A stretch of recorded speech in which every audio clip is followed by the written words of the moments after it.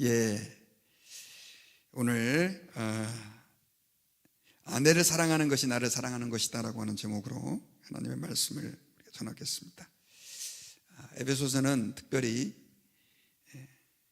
옛날 풍문에 아기를 낳지 못하는 분이 읽으면 아기를 낳는다고 그랬는데 그걸 넌센스 퀴즈로 많이 옛날에 했습니다. 그런데 진짜입니다. 이 에베소서 말씀에 가정의 비밀이 많이 담겨져 있어요. 특별히 이 에베소서 5장 뒷부분부터 6장까지는 우리 그리스도인들이 어떻게 살아야 할지에 대해서 얘기를 하면서 가정에 대한 얘기를 많이 하고 있습니다.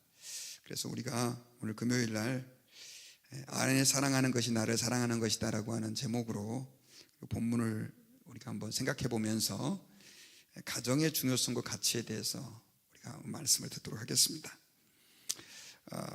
인생에 있어서 우리 젊은이들에게, 아직 결혼하지 않은 젊은이들에게 제일 중요한 것이 무엇이냐라고 묻는다고 한다면 그들은 아마 결혼을 꼽을 것입니다. 결혼이 얼마나 중요한지 실제로 통계를 보면 우리가 알 수 있는데, 각 나라 사람들이 자기 인생에 있어서 무리해서라도 돈을 제일 많이 쓸 때가 언제냐? 결혼식을 할 때라고 합니다. 제가 좀 몇 가지를 찾아봤는데, 유대인들 같은 경우는요, 결혼식을 할 때 성경에 며칠 동안 결혼식을 했냐면 7일 동안 결혼했습니다. 며칠이요? 7일. 돈이 얼마나 많이 들었겠어요? 정확히 액수는 알 수 없지만 7일 동안이나 결혼을 해서 요한복음 2장에 보면 예수님께서 첫 번째 기적을 행하셨던 장소가 가나의 혼인잔치, 결혼식이었습니다. 그리고 실제로 지금도 아랍권 국가는 이 결혼식을 굉장히 중요하게 생각해서 돈을 어마어마하게 쓰는데, 여러분들이 알고 계시는 아랍에미레이트 같은 경우는요, 한화로 결혼식을 하는데, 이건 평균입니다. 적게 쓰는 사람도 있고 많이 쓰는 사람도 있는데 2억 1천만 원을 쓴다고 합니다. 미국 돈으로 16만 불을 쓴다고 해요. 그러니까 얼마나 많은 돈을 쓰는지 알겠죠? 그리고 호주의 경우는 6만 5천 달러를 쓰고요, 영국은 3만 5천 달러를 씁니다. 그런데 여기서 아프리카 케냐, 이 나라는 굉장히 가난한 나라입니다. 그런데 이 나라도 결혼식 비용이 얼마냐면 3만 5천 달러가 든다고 해요.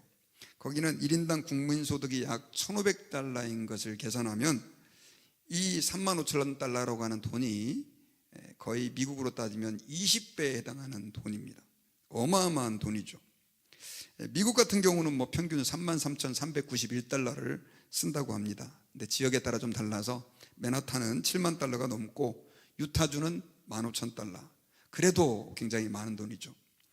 제가 지금 왜 이 말씀을 드리느냐 하면, 사람은 중요한 곳에 돈을 쓰거든요. 가치 있는 것에 돈을 쓴단 말이죠.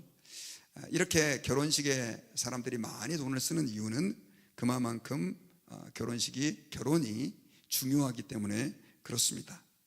그런데 오늘날 우리가 살고 있는 이 세상을 보면 가정 그러면 별로 긍정적인 이미지를 가지고 있지 못한 사람이 많습니다. 여러분, 유명한 강사 중에 김창옥 교수라고 하는 분 아시죠? 그분이 신실한 크리스천입니다. 근데 정말 웃기고 울리는 강사로 유명하신 분인데, 그분이 그런 말을 했다고 해요. 부부들 중에는 제가 여러 부부들을 만나보니까 행복한 부부들도 있더라고요. 이런 얘기를 했답니다. 여러분, 무슨 말인지 이해가 안 가세요? 저는 깜짝 놀랐습니다. 행복한 부부도 있더라고요. 이 말은 그만큼 행복하지 않은 부부들이 많다는 뜻이죠. 이건 그리스도인들의 가정들도 마찬가지입니다. 많은 그리스도인들이 교회에서 볼 때는, 겉으로 볼 때는 그렇게 행복하고 아름다워 보이는 가정이지만 그 안에 엄청난 고통의 쓴뿌리가 있는 경우가 많아요. 그리스도인들의 가정 가운데는 사역자의 가정까지도 포함됩니다. 제가 사모 사역을 하는 어떤 분에게 들었는데, 그 이야기를 들으니까 저게 진짠가 싶을 정도로 목회자들의 가정에도 그런 쓴뿌리와 아픔들이 있는 가정들이 너무너무 많습니다. 그래서 정말 이제는 아예 가정이라는 것은 원래 그런 곳이야 라고 생각하면서 신앙생활을 하는 사람들이 너무 많고, 그러다 보니까 우리 젊은이들 같은 경우는 결혼에 대한 별로 기대감이 안 생겨요. 그리고 재정적인 문제도 있지만 가정이라는 곳이 그렇게 따뜻하고 우리에게 소중한 곳이라고 하는 이미지를 많이 잃어버렸다라고 하는 것입니다. 여러분, 에베소서에 나타난, 특별히 이 에베소는 사도 바울이 감옥에서 에베소 교회에 보내는 편지라고 했는데, 그 당시 에베소는 굉장히 잘 사는 도시였다고 말씀드렸습니다. 전 세계에서 3대, 세 번째로 큰 문명화된 도시였었어요.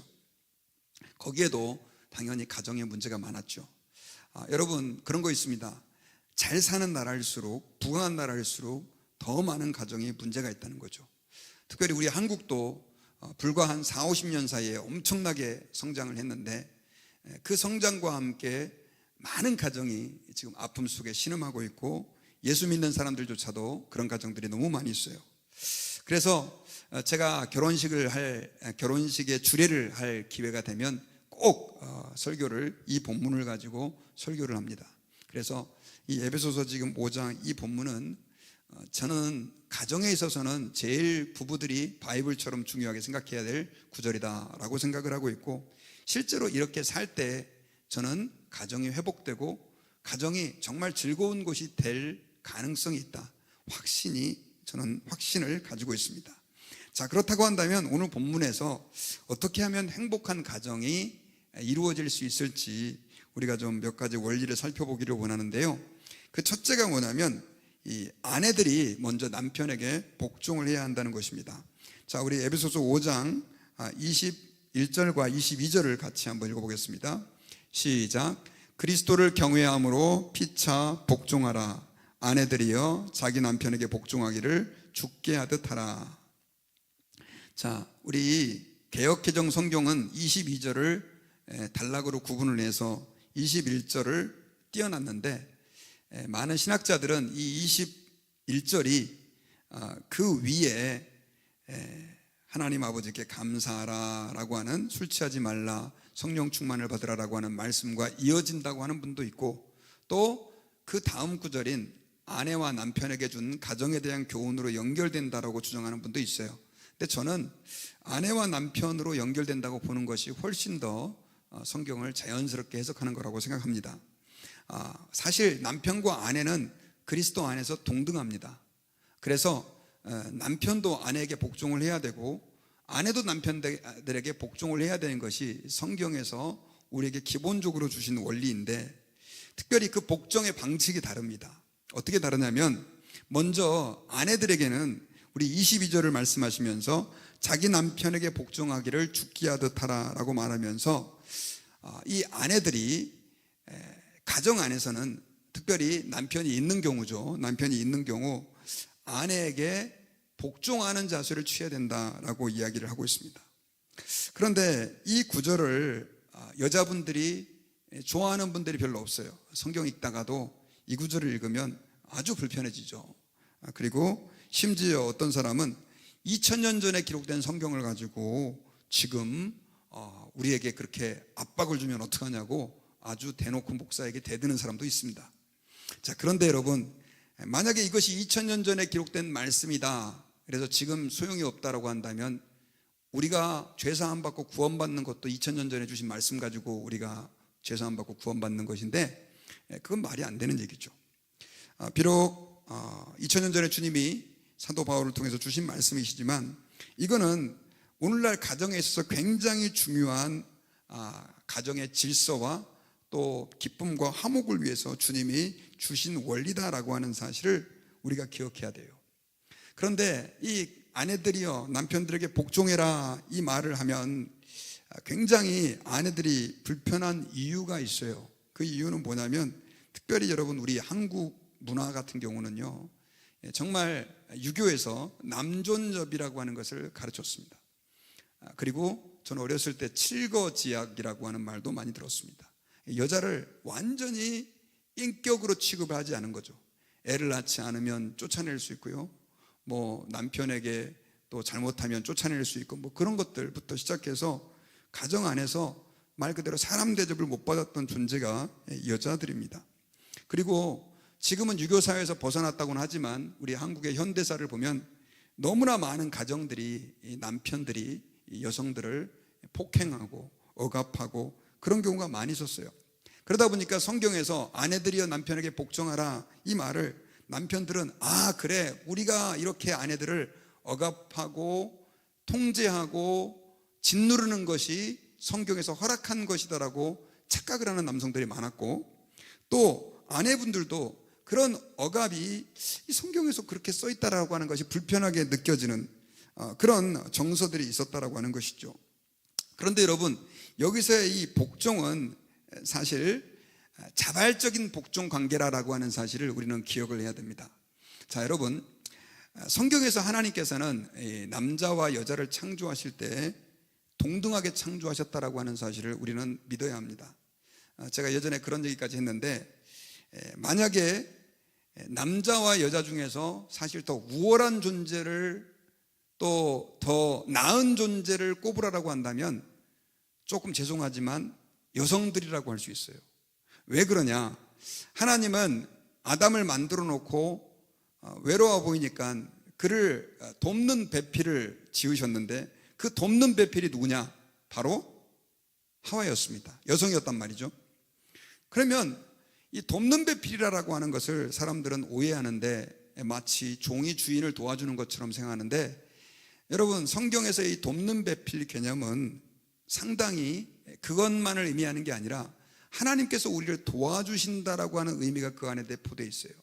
여러분, 성령님을 우리는 뭐라고 얘기하냐면 보혜사다라고 얘기하고, 예수님의 또 다른 별명이 뭐냐면 보혜사입니다.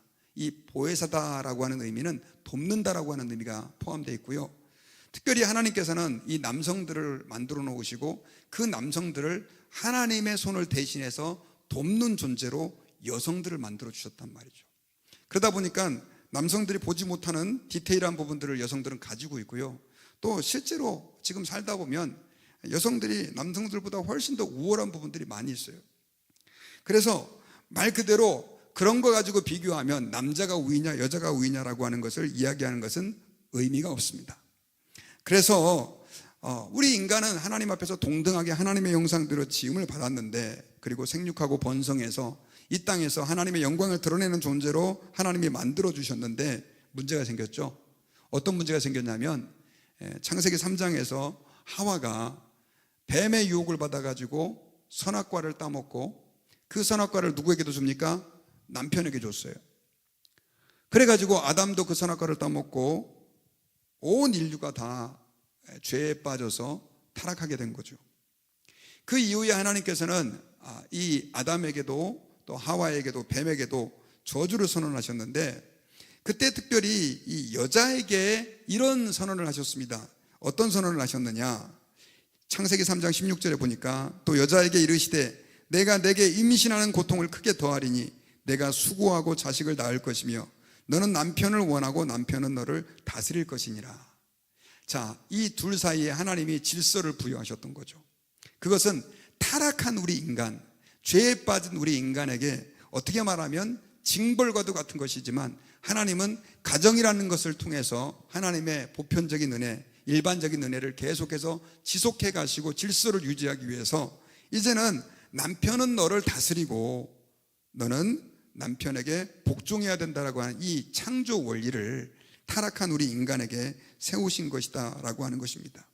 사실 여러분, 누군가에게 복종해야 된다라고 하는 것을 우리는 부정적으로 생각하지만 그렇지 않습니다. 왜냐하면 우리는 창조주 하나님, 성부 하나님과 성자 하나님 예수님이 전혀 0.001%도 차이 없이 동등한 것을 믿습니다. 믿으시면 아멘 하십시오. 이거 안 믿으면 큰일 납니다. 성부 하나님과 예수님이 완전히 동등하십니다. 믿습니까? 성령 하나님도, 성부 하나님과 성자 하나님과 성령 하나님도 완전히 동등하십니다. 그런데 여러분, 삼위일체를 안 믿는 사람들은 이걸 부정해요. 왜 부정하냐면 성경을 보면 예수님께서 아버지에게 어떻게 하십니까? 아버지 하나님에게 완전히 복종하시거든요. 심지어 죽기까지 복종했다라고 얘기를 하고 있어요. 그리고 요한복음에 보면 성령님께서는요 철저하게 자기 자신을 드러내지 않으시고 성부 하나님과 성자 예수님, 특별히 성자 예수 그리스도만 드러내는 사역을 하세요. 삼위일체 세 분이 완전히 동등하시지만 성자 예수님은 성부 하나님께 완전히 복종하세요. 그리고 성령 하나님도 성자 하나님과 성부 하나님에게 완전히 복종하십니다. 자, 이것이 성경에서 말하는 복종의 관계예요. 그래서 동등하지만 복종의 관계가 형성되므로 하나님께서는 우리를 향하여 효과적인 구원 사역을 이루어 가셨다라고 하는 사실을 우리는 기억해야 합니다. 그런 관점에서 여러분, 가정에서 아내들에게 남편들에게 복종하라라고 하는 의미는 이런 의미가 담겨져 있어요. 이렇게 세상적으로 말하는 것처럼 굴욕적인 굴종과 무조건 시키는 대로 종처럼 해야 된다, 그런 개념이 아니라는 것이죠. 그래서 특별히 주님께서 이런 관계를 가정 안에 부여하신 것은 아까 삼위일체 하나님께서 질서를 가지고 계신 것처럼 가정 안에도 그런 질서를 부여하신 것이고, 그리고 남편은 가정 안에서 책임지는 위치, 가정을 대변하는 위치에 있게 되었다라고 하는 것을 주님이 공식적으로 선언해 주신 것과 같다라고 하는 사실을 기억해야 합니다. 그러니까 만약에 아내들이 남편들에게 복종하지 않는다는 것은 결국 하나님이 세우신 권위에 반기를 든다라고 하는 의미와 같은 것을 오늘 성경에서는 얘기하고 있어요. 자, 우리 22절과 23절, 24절에서는 이 내용을 교회와 하나님과의 관계로 설명을 하고 있는데요. 자, 같이 한번 읽어보겠습니다. 시작. 아내들이여 자기 남편에게 복종하기를 주께 하듯 하라. 이는 남편이 아내의 머리됨이 그리스도께서 교회의 머리됨과 같음이니 그가 바로 몸의 구주시니라. 그러므로 교회가 그리스도에게 하듯 아내들도 범사에 자기 남편에게 복종할지니라 라고 기록되어 있습니다. 자, 22절에 다시 한번 보면 아내들이요 자기 남편에게 복종하기를 어떻게 하듯? 주님께 복종하듯 하라는 것이죠. 주님께 복종하듯. 그 이유는 남편이 아내의 머리가 되는데 이것은 그리스도께서 교회의 머리가 되는 것과 같은 이치다. 여러분, 교회는 절대적으로 예수 그리스도의 뜻이 중요합니다. 만약에 어느 날 교회가 자, 오늘부터 우리 교회는 예수님이 주님이 아닙니다, 그럼 그건 교회가 아니에요. 그래요, 안 그래요? 교회에 있어서의 가장 중요한 것은 예수 그리스도입니다. 목사도 아닙니다. 왜 목사의 권위가 교회 안에서 인정되느냐면 그것은 예수 그리스도의 말씀을 목사가 대변하기 때문에 목사의 권위가 중요한 거예요. 예수 그리스도를 배제한 교회는 교회가 아닙니다.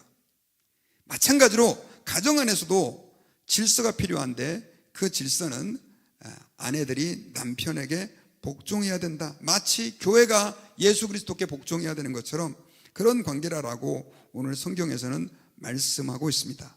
그것은 아내가 열등해서가 아니고 하나님의 효과적인 뜻을 나타내게 하기 위해서입니다. 자, 그렇다고 한다면 여러분, 어떻게 아내들은 남편에게 복종할 수 있을까요? 도대체 아내들이 남편에게 복종한다는 것은 무엇을 의미할까요? 여러분, 우리 33절을 같이 보면요. 자, 33절 같이 한번 읽어보겠습니다. 5장 33절 시작. 그러나 너희도 각각 자기의 아내 사랑하기를 자신같이 하고 아내도 자기 남편을 존경하라. 자, 아까 앞에는 아내들에게 복종하라 라고 얘기하면서 마치 교회가 예수 그리스도에게 복종하듯이 너희도 복종하라 이렇게 말했는데, 오늘 33절은 이 내용을 쭉 압축해서 요약하며 결론적으로 아내도 자기 남편을 존경하라라고 얘기를 했어요. 옛날 성경에는 경외하라 이렇게 표현을 돼 있는데 이 말은 헬라어로 포베타이라고 하는 단어가 쓰였습니다. 이 말은 어떤 뜻이냐? 존중하고 세워주라, 그런 뜻이에요. 그런 관점에서 저는 복종하라 이 말을 여러 가지로 해석할 수 있겠지만 오늘 본문에서 사용하고 싶은 말은 아내들이 기본적으로 남편을 하나님이 세우신 권위로 존중하고 인정하라는 거예요. 그래서 어떻게 그걸 할 수 있느냐? 그것은 칭찬입니다. 여러분, 그 사랑의 5가지 언어라고 하는 책이 있거든요. 그 책에 보면 사람마다 사랑의 언어가 다 다르대요. 어떤 사람은 선물을 줘야 받아야 내가 사랑받는다고 생각하는 사람이 있대요. 어떤 사람은 함께 시간을 같이 내줘야 사랑받는다는 생각을 가진 사람이 있대요. 그런데 그 책에는 부부들이 그걸 잘 몰라가지고 자기 부인에게 엄청나게 선물을 많이 발렌타인데이 때, 생일 때, 크리스마스 때 하여튼 아주 정성껏 선물을 주는데 나중에는 부인이 당신이 나를 사랑하지 않는 것 같다고 이혼한다고 그렇게 아주 이혼하자고 선언을 해가지고 깜짝 놀라죠. 알고 봤더니 그 부인은 언제 사랑받는다는 느낌을 갖냐면 자기 남편이 뭔가를 이렇게 집안에 있는 이런 것들을 고쳐줄 때 남편이 나를 사랑한다고 생각을 하는 거예요. 왜냐하면 어렸을 때 자라온 배경 때문에. 근데 남편은 그걸 전혀 모르고 있었던 거죠. 쉽게 말하면 남의 다리만 긁은 거죠. 그런데 여러분, 이 아내들이 특별히 당연히 아내들도 남편을 사랑해야 되는데 이 아내들이 남편을 사랑하는 방법이 과연 어떤 방법일까요? 이거는 실제 통계인데요.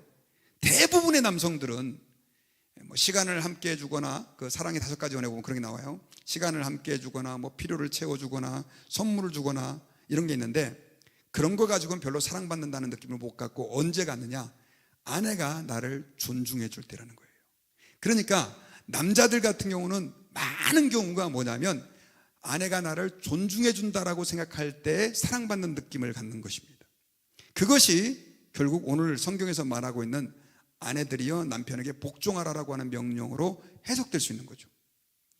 자, 그런데 오늘 설교 제목은 남편들에게 말을 하는 것처럼 아내 사랑하는 것이 자신을 사랑하는 것이다 라고 얘기해놓고 지금 아내들에게만 엄청나게 열심히 많이 얘기를 했는데 여러분, 두 번째로는요, 이제 남편들에게 얘기합니다. 근데 사실 아내의 입장에서도 이 말씀을 따라 지키는 게 쉽지는 않아요. 그런데 남편에게는 사실 더 어려운 명령을 하고 있습니다.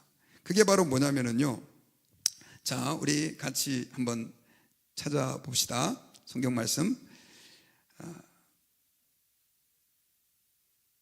25절, 자, 다 같이 한번 읽어보겠습니다. 시작. 남편들아, 아내 사랑하기를 그리스도께서 교회를 사랑하시고 그 교회를 위하여 자신을 주심같이 하라. 자, 가정의 첫 번째 원리는 뭐냐면 아내들이 남편을 존중하고 그분들을 경외하고 귀하게 여기고 복종하는 태도를 갖고 사는 것입니다. 그런데 또 한 가지, 그럼 남편들은 어떻게 해야 되느냐? 남편들은 오늘 성경에 보니까 아내를 사랑하라는 거예요. 근데 어떻게 사랑하라고 얘기하고 있냐면 25절에서 그리스도께서 뭘 사랑하시고? 교회를 사랑하시고 그 교회를 위하여 자기 자신을 주심같이 하라. 자, 예수님은 교회를 어떻게 사랑하셨죠? 여러분 한번 아멘 해보세요. 자꾸 아멘도 하면 하나님이 영광 받으십니다. 자, 예수님이 교회를 사랑하는 것을 믿으시면 아멘 하십시다. 좀 크게 한번 해볼까요? 아멘. 예, 아멘이죠. 근데 예수님이 교회를 어떻게 사랑하십니까? 많이요. 아주 많이요. 정말 많이요. 예. 그런데 예수님은 그런 표현으로 교회를 사랑한다고 하지 않으시고 교회를 위해서 자신의 목숨을 십자가에서 내어주셨습니다. 우리는 예수님이 나를 위해서 십자가에서 죽으셨다고 하잖아요. 그런데 교회론의 관점에서 보면 사실은 예수님이 나를 위해서 십자가에서 죽기도 했지만 교회를 위해서 십자가에서 죽으신 거예요. 왜냐하면 예수님의 십자가에서 죽음은 결국 교회를 이 땅에 탄생하게 했고 예수님께서 3년 동안 12제자를 모아서 그렇게 간절히 훈련시키셨던 것은 뭐냐면 바로 교회의 리더들, 교회의 지도자들을 주님이 세워서 훈련시킨 것이기 때문에 그런 거예요.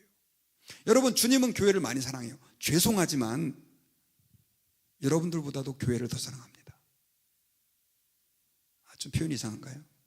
지난번에 목회자 세미나를 갔는데 어떤 목사님이 그런 얘기를 하더라고요. 목사님들 착각하지 마세요. 예수님은 목사님들보다 교회를 더 사랑해요. 아멘입니까 이것도? 예, 아멘 해도 불편한 얘기죠. 근데 그 얘기를 듣고 생각해 보니까 진짜 맞는 얘기예요. 목사는 교회에서 참 중요한 사람이잖아요. 그런데 목사님들이 착각을 하고 있대요. 예수님이 자기를 교회보다 더 사랑하는 것처럼. 아니라는 거죠. 주님은 교회를 사랑하셔서 교회를 섬기도록 목사를 불러주셨다고 얘기를 해요. 그래서 여러분, 예수님이 얼마만큼 교회를 사랑하느냐, 자기의 생명을 십자가에 내어 죽으셔서 그 백성들을 모아서 주님의 몸으로 여길 만큼 교회를 사랑해요.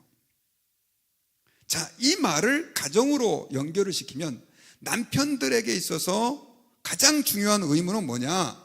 오늘 말씀처럼 아내 사랑하기를 그리스도께서 교회를 사랑하시고, 자, 25절에 보니까 그 교회를 위하여 자기 자신을 주심같이 하라라고 말씀을 하고 있어요.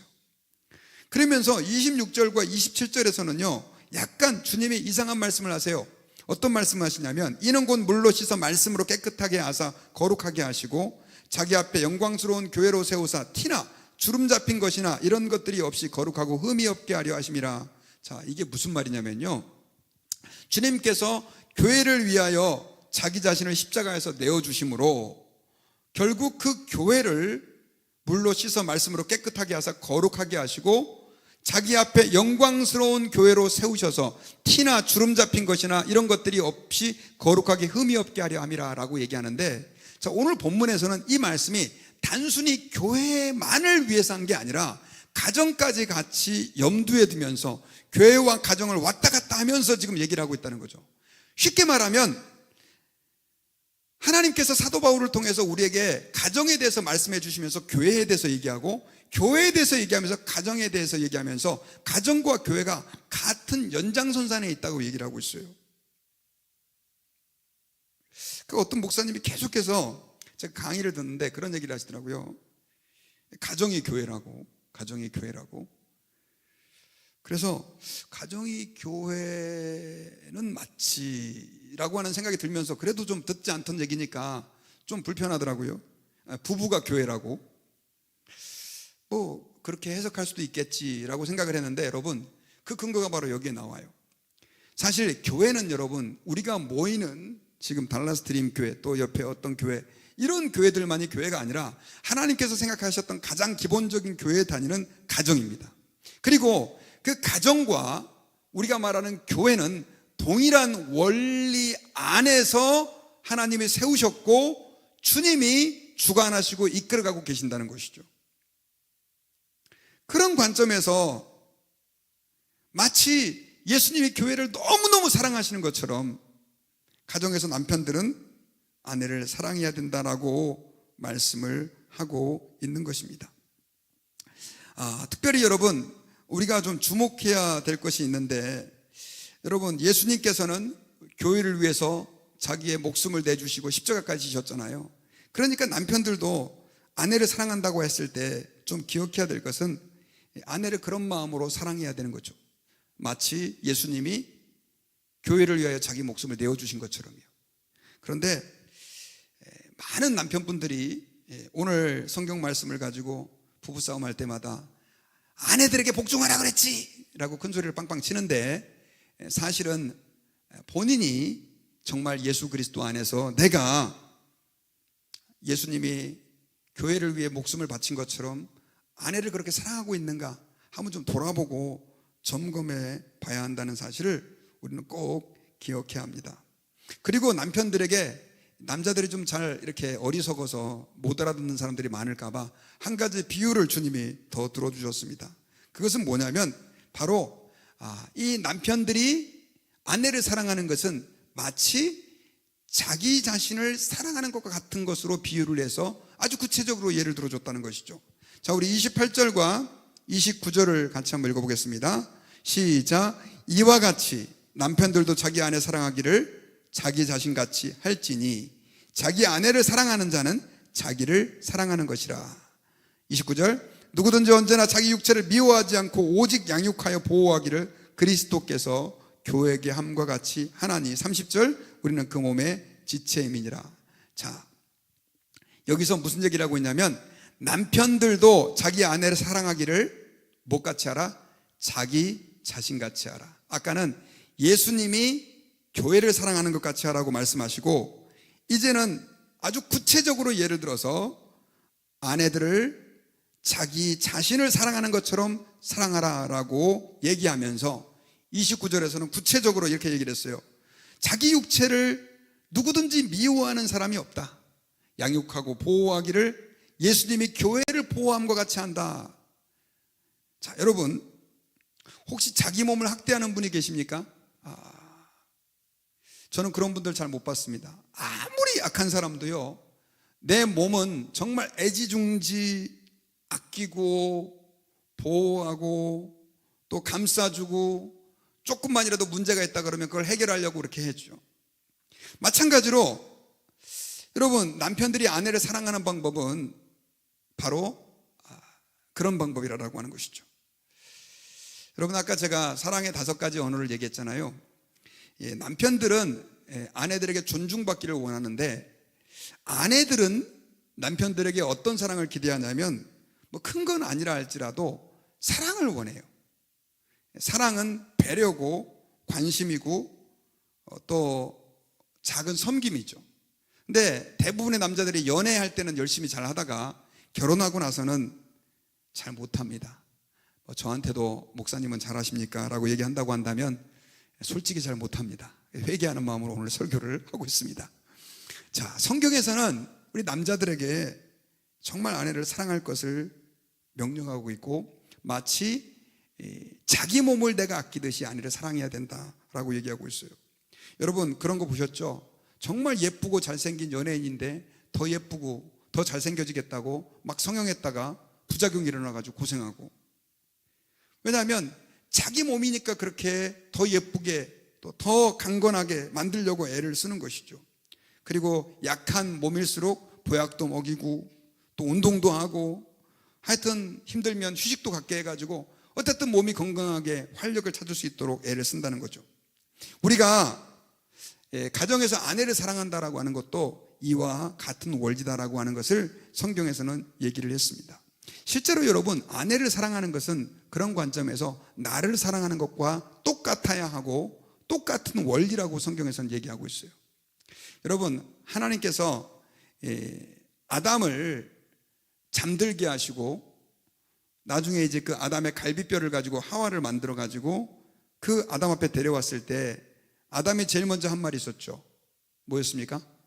이는 내 뼈 중에 뼈요, 살 중에 살이다. 이것은 그 당시 유대인들이 표현할 수 있는 최고의 사랑의 언어라고 해요. 그런데 여기에는 더 깊은 의미가 있죠. 자, 이 내 앞에 서 있는 하와, 이 여인, 내 아내는 나의 몸의 일부라는 것이죠. 그러니까 내가 아내를 사랑하고 그 아내에게 대해서 정성껏 돌봐주고 필요를 채워주고 그렇게 해줄 때 결국 그것은 누구를 위한 일이다? 나를 위한 일이다 라고 우리는 해석할 수가 있는 것이다 라고 하는 것입니다. 그러니까 남편들은 기억해야 합니다. 아내들을 사랑해야 합니다. 그것이 성경에서 우리에게 명령하고 있는 굉장히 중요한 사실이에요. 근데 이렇게 주님께서 명령하신 이유가 단지 가정이 화목하고 행복하게 살기 위한 것이 아니에요. 왜냐하면 제가 아까도 말씀드렸지만 이렇게 주님께서 가정에 대해서 말씀하시는 이유는 가정은 결국 작은 단위의 교회이기 때문에 그렇다라고 하는 것입니다. 특별히 아까도 말씀드렸지만 가정 안에서 우리가 이러한 하나님이 만드신 또 하나님이 원하시는 창조 질서를 회복해서 아름다운 가정을 이루지 못하면 마치 교회가 하나님이 기뻐하는 교회 공동체가 되지 못해가지고 세상 사람들에게 손가락질 받는 것처럼 그 가정이 행복한 가정, 화목한 가정, 아름다운 가정, 성경적인 가정을 만들지 못하면 사람들이 그 가정을 보고 하나님께 영광이 아니라 오히려 하나님을 떠나게 되고 하나님에 대해서 잘못된 견해를 가질 수 있다라고 하는 사실을 우리는 기억해야 합니다. 그러니까 가정 안에서 아내와 남편과의 관계는 결국 교회에서 교회와 예수님과의 관계로 대변될 수 있는 것처럼 우리에게 있어서 너무나 중요하다라고 하는 사실을 꼭 기억을 해야 합니다. 오늘날 이런 얘기들을 하면 세상 사람들은요, 그게 무슨 오늘날 이 시대에 맞는 말이냐라고 따지는 사람들도 있습니다. 그런데 여러분, 오늘날 이렇게 말 그대로 세상적인 개념에 저는 페미니즘, 여성들이 차별받는 것에 대해서는 반대하는 사람입니다. 절대로 안 되죠. 월급도 똑같아야 되고 세상에서 여자라는 이유로 차별받는 거 반대합니다. 그러나 지금 그 페미니스트들이 말하는 것처럼 여성들이 오히려 남성들보다도 더 중요하고 또 남자나 여자나 똑같은 권리를 외치고 하는 그런 세상적인 가르침과 원리에 대해서는 저는 반대합니다. 왜냐하면 성경적이지 않은 것들이 너무 많기 때문에 그런 것이죠.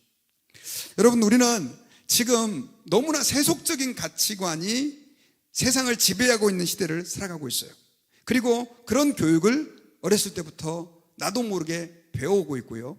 또 미디어에서는 그런 것들이 너무나 많이 사람들에게 나도 모르는 사이에 세뇌를 시키고 있습니다. 이러한 때 우리는 기억해야 돼요. 가정이다라고 하는 것은 너무나 주님께서 중요한 공동체로 마치 주님의 그 형상과 영광을 반영할 수 있는 그곳으로 주님이 만들어 주셨고, 그리고 그 가정의 확장판이 오늘날 우리가 말하는 교회다. 그러므로 특별히 사탄은, 여러분, 저는 이렇게 생각해요. 교회를 파괴하기 전에 먼저 그가 가정을 파괴하고 가정을 깨트려서, 그리고 가정이 파괴되고 가정이 깨트려지다 보면 결국 교회도 무너지게 된다는 것. 실제로 여러분, 그런 현상들이 얼마나 우리 주변에서 많이 나타나고 있습니까? 그러므로 여러분, 우리는 다 교회는 굉장히 중요하다고 생각하고 교회가 늘 하나님의 뜻을 이루는 공동체가 되어야 된다고 생각을 하고 있는 것처럼 우리는 가정 안에서도 그런 회복이 일어나야 될 줄 믿습니다. 특별히 여러분, 우리 다음 세대들, 저는 정말 걱정되는 것이 요즘 젊은 사람들이 너무나 왜곡된 가정 개념을 가지고 있고요. 그리고 잘못된 결혼 개념을 가지고 있습니다. 성적으로도 너무 문란하고, 그러므로 인해 가지고 가정이 마치 댐이 무너지듯이 무너져가고 있습니다. 남성과 여성, 남편과 아내의 역할에 대한 구분도 없어지면서, 물론 저는 유교적이고 전통적이고 잘못된 개념이 있어야 된다고 생각하는 사람은 아닙니다. 그러나 아예 철학 자체가 없고 가정이 어떠해야 된다라고 하는 개념 자체가 없어질 때 결국 가정이 무너지게 돼 있고요. 가정이 무너지면 교회가 무너집니다.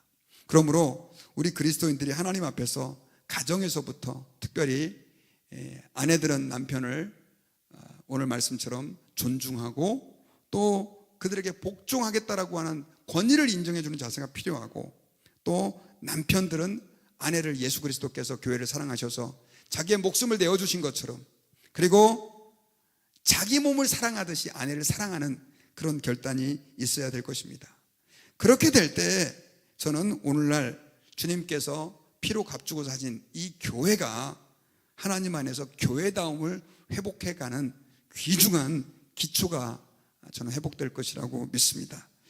사실 예수님은 교회를 많이 사랑합니다. 얼마나 많이 사랑하느냐면, 결국 사도 바울이 그가 예수 그리스도를 믿기 전에 예수 믿는 사람을 막 핍박을 했잖아요. 그때 예수님께서 그 사울에게 찾아가 가지고 사울아 사울아 네가 어찌하여 나를 핍박하느냐라고 말씀하시면서 교회와 자기 자신을 동일시했지 않습니까? 아까 남편이 그 아내를 자기의 몸인 것처럼 생각하듯이 실제로 예수님은 교회를 자기 자신과 동일시하면서 네가 어찌하여 나를 핍박하느냐, 특별히 교회를 핍박하는 사울을 향해서 그렇게 말씀을 했던 것을 기억하고, 우리가 하나님 안에서 정말 가정이 우리가 그렇게 중요하다라고 말하는, 소중하다라고 말하는 교회와 같은 그런 가정이 되고, 또 가정이, 교회가 정말 가정 같은 그런 교회가 되어서 교회에 와서 행복하고 또 교회에 와서 하나님의 영광을 경험하고 주님의 임재와 능력을 경험할 수 있는 그런 축복이 우리 교회에, 또 여러분들의 가정에, 그 작은 교회에 가득 임하시기를 주님의 이름으로 축원합니다. 기도하겠습니다. 하나님 아버지, 감사합니다. 오늘 말씀을 통해서 우리가 가정 안에서 아내들은 남편에게 어떻게 해야 할지, 또 남편들은 아내에게 어떻게 해야 할지 교회와 가정의 원리를 통해 깨달을 수 있도록 도와주신 하나님께 감사를 드립니다.